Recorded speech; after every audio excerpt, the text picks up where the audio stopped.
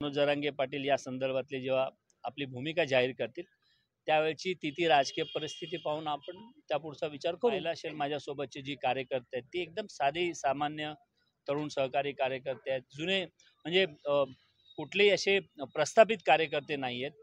त्यावेळची राजकीय परिस्थिती त्यावेळचं सगळं राजकीय गणित लक्षात घेऊन तो पाठिंबा दिला होता.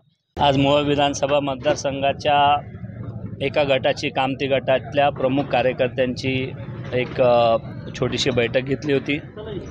या बैठकीमध्ये या विधानसभा निवडणुकीच्या अनुषंगाने प्रचाराची धुरा किंवा प्रचाराची पुढची व्यूहरचना प्लॅनिंग कशा पद्धतीची असेल आणि त्यामध्ये कार्यकर्त्यांना काय अपेक्षित आहे आणि माझी काय विजन आहे किंवा माझ्या डोक्यामध्ये काय आहे ते एक डिस्कस करण्यासाठी किंवा त्याची चर्चा करण्यासंदर्भातली ही बैठक होती. लोकसभेला आपण भाजपच्या उमेदवाराला पाठिंबा दिला, त्यावेळेस तो पाठिंबा देण्यापूर्वी आपल्याला भाजपकडून काय आश्वासन मिळालं होतं का विधानसभेत? नाही, लोकसभेला जो पाठिंबा दिला होता तो फक्त लोकसभेच्या निवडणुकीच्या पुरता मर्यादित आपण भाजपला पाठिंबा दिला होता. त्यावेळची राजकीय परिस्थिती त्यावेळचं सगळं राजकीय गणित लक्षात घेऊन तो पाठिंबा दिला होता. परंतु सुरुवातीपासून आतापर्यंत या मतदारसंघामध्ये मी माझं स्वतःचं वैयक्तिक स्वतंत्र अस्तित्व ठेवून म्हणजे इंडिपेंडेंट अस्तित्व ठेवून आपण आजपर्यंत या मतदारसंघामध्ये काम करतोय. तुम्ही पाहिलं असेल माझ्यासोबतचे जी कार्यकर्ते आहेत ती एकदम साधी सामान्य तरुण सहकारी कार्यकर्ते आहेत. जुने म्हणजे कुठलेही असे प्रस्थापित कार्यकर्ते नाही आहेत. एकदम गरीब घरातले कार्यकर्ते आहेत. त्यांचं असं म्हणणं आहे की रमेश कदम हाच आमचा पक्ष, रमेश कदम सांगेल तशा पद्धतीची या पुढच्या विधानसभेची आमची तयारी राहील. म्हणजे एवढं चांगल्या पद्धतीचं वातावरण या मोहोळ विधानसभा मतदारसंघामध्ये येणाऱ्या विधानसभेच्या निवडणुकीच्या निमित्ताने आहे.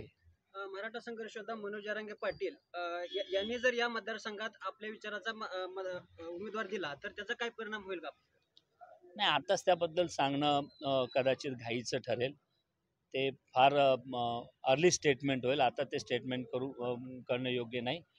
त्यांनी मला वाटतं आणखीन 1 महिन्यानंतर त्यांची राजकीय भूमिका जाहीर करण्याबद्दलचं त्यांचं वक्तव्य मी ऐकलेलं आहे. त्यामुळे जे ते मनोज जरांगे पाटील या संदर्भातली जेव्हा आपली भूमिका जाहीर करतील त्यावेळची ती राजकीय परिस्थिती पाहून आपण त्या पुढचा विचार करू. सध्या सक्रियपणे काम करत आहे. असं असताना निवडणुकीची तोंडावर तुम्हाला वाटते का तुम्हाला कमी वेळ भेटेल? काय झालंय, प्रत्येक विधानसभा निवडणुकीमध्ये इच्छुक उमेदवार खूप असतात आणि ते उमेदवार त्यांच्या पद्धतीने प्रयत्न करत असतात. त्यात गैर काही नाही आहे. तर तशा पद्धतीने या मतदारसंघामध्ये देखील अनेक इच्छुक उमेदवार अनेक स्वयंघोषित नेते काम करतात आणि त्याच्याबद्दलची तक्रार नाही. शेवटी लोकांचे जर 10 नेत्यांकडनं प्रश्न सुटत असतील तर केव्हाही हे चांगलंच म्हणायला पाहिजे. आणि मला कमी वेळ असं म्हणता येणार नाही. 2019ला ज्यावेळेला मी जेलमध्ये होतो त्यावेळेला फक्त मी उमेदवारी अर्ज दाखल करून पुन्हा जेलमध्ये गेलो होतो. त्यावेळेला मी इथे नसताना देखील जवळपास 25,000 मतं मला या मोहोळ विधानसभा मतदारसंघातनं मिळाली. शेवटी जे मी 8 महिन्यामध्ये केलेलं काम आहे त्या कामाचं मूल्यमापन करून लोकांनी त्यावेळेला मतं दिली.